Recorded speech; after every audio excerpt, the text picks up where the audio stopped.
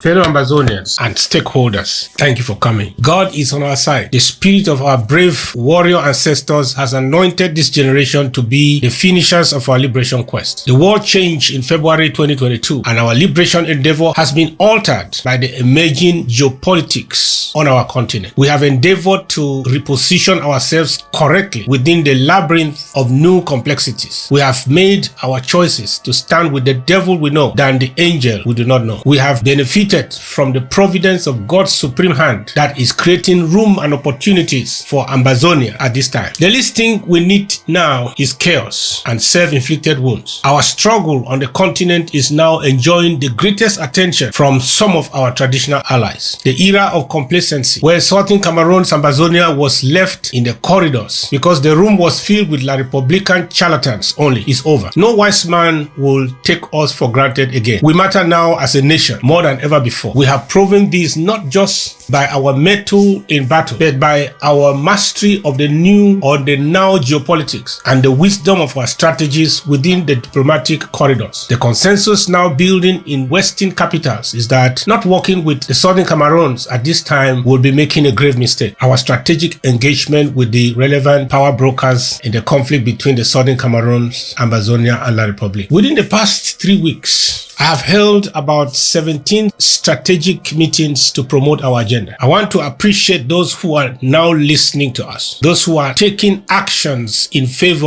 of the truth of our matter. I will not risk telling you what our efforts are or geared towards at this time, but it suffices to tell you that we are not sleeping on the wheel and that this is our best moment in the history of our diplomatic endeavor. I want to appreciate all who are sponsoring our major diplomatic outreaches behind the scenes. Thank you. We are in the process of registering with the Black Caucus as an organization promoting the civil rights of Ambazonians as Africans or as African Americans. We shall be touring the 13 counties soon to give you details about our membership as a community organization and how you can individually qualify for advocacy from the caucus as a member of a member organization within the caucus. We want to ensure that the problem of Southern Cameroon's Ambazonia as an African human rights issue is put on the ballot in the United States, and why not in all the countries where we reside. Number 3, this year's October 1st Independence Day shall be preceded by the United Nations Southern Cameroon's Memorial Day on the 30th of September 2023. This year we want to mobilize the home front, not just our ARFs, to partake in festivities marking the eve of our Independence Day. 30th September is a very important day in our history. That was the day the Trust Administrator of Britain handed over the British flag, otherwise known as the Union Jack, to Ahidjo instead of Foncha in Tiko. The day marks the beginning of our recolonization when we were handed over to French Cameroon. 30th of September will henceforth be observed as a public holiday, as the UN Southern Cameroon's Memorial Day. We want to remind the UN, the Trust Administrator, and the world entirely about the evil transaction that led to our recolonization and annexation instead of our well-deserved full independence in 1961. Everybody, mother, father, children, bayam selam, bike riders, taxi drivers, teachers, lawyers, etc. in the home front shall come out in UN colors to celebrate the UN Southern Cameroon Day, not with our Amazonian flag, but with the UN flags. Let's make it a day to remember, because the world is pretending to forget. Let the home front speak again to the world in a tsunami. The flag of Ambazonia may only be paraded on October 1st, that's the following day, when our soldiers shall conduct our Independence Day festivities, because our flag is considered a declaration of war by the occupation forces. Let our ARFs display it instead with honor and loyalty on the 1st of October, because they have the force to contain any intrusions. We in the diaspora will have 3 centers of celebration, namely Berlin, Germany, Guarulhos in Brazil, and Washington in the USA. I call on all Ambazonians who want us to finish this assignment sooner than later to join hands and sponsor all 3 events. We need money to organize these events at home and abroad. Please, let us join hands to make these events a success. Not minding who is on the table, but what is on the menu for Ambazonia. If these events fail, it will be a missed opportunity in what we plan to achieve. Please participate and sponsor it because of Ambazonia. If you want me to succeed, do so please. The need for self-control.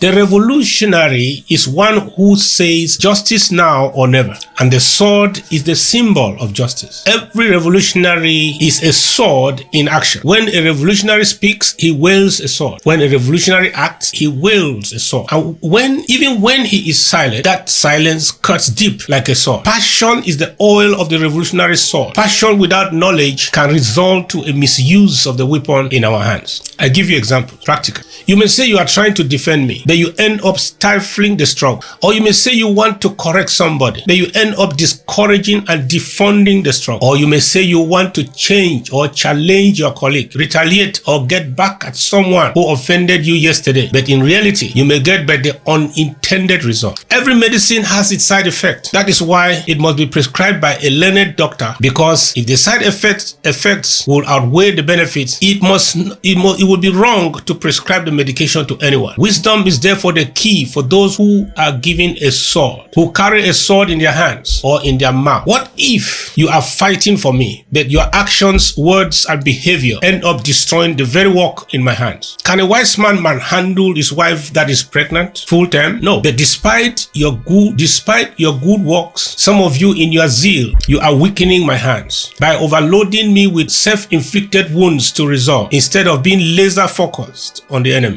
If you guys knew where we are now in this struggle, you will not rock this boat by your words, character, or actions towards fellow comrades. You will discipline yourselves. You will mind your business in this revolution. You will complement rather than compete with each other. You will tolerate some nonsense until we cross this very crucial phase of our flight. One day, passengers were fighting inside the plane. The security on board tried in vain to stop them. So the co-pilot thought of something. He made an announcement and said, "Ladies and gentlemen, one of the engines of the aircraft has failed, and we have also lost all signals with the ground. Pray that we don't all die." Suddenly, those who were fighting one another stopped fighting and started praying and thinking about what the pilot just said. Why did they stop fighting each other? As long as you don't see the bigger danger we face or that we are facing, you will be engaging frivolous fights. If you want to help us as a true bearer of a revolutionary sword and standing by my side, be wise and temperate. Otherwise, you will be remembered for the wrong reasons. This week in the news, let me tell you that the Coopers have not won the case Ambazonian Foundation and ABC brought against them. Be wary of people who lie for relevance. The injunction on the money they stole is still intact. The substantive matter of who owns the Ambazonian Foundation money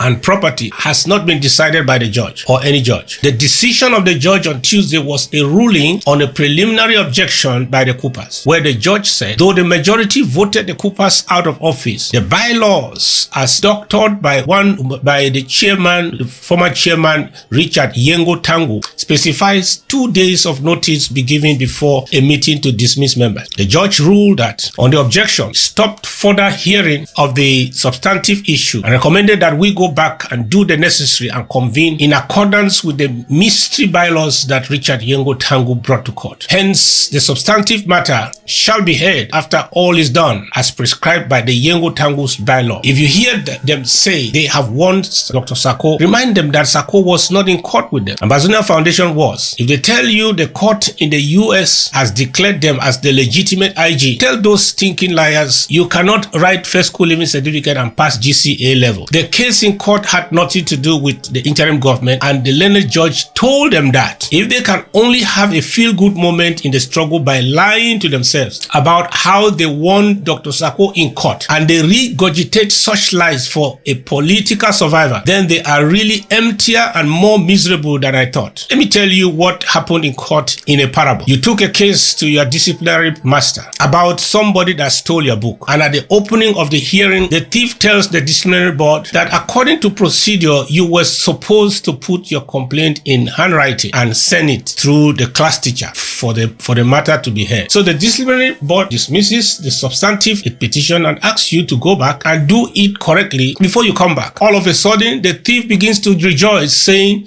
the judge has declared him the winner and the owner of the book he stole from you. That is either ignorance or stupidity. It's just like a guy who lied when we were in school that he was a medical student in the College of Medicine. Every day he would go to the faculty and eat in the canteen, in the medical students' canteen, and frequent their library. He goes on holidays like everyone and returns like every student. He was a rock star to the girls who did not know him. Guess what happened on the day of graduation when his family and friends came to see him and clear some doubts about the rumors about this young man? He committed suicide. Some people will commit suicide in the months ahead. You can only hide pregnancy from a stranger. You cannot hide it from those you live in the same house with, because very soon it will be 9 months. Nigerian man say he go choke. Thank you for coming. Take some questions and some comments and also listen to your own contributions. God bless the Federal Republic of Ambazonia.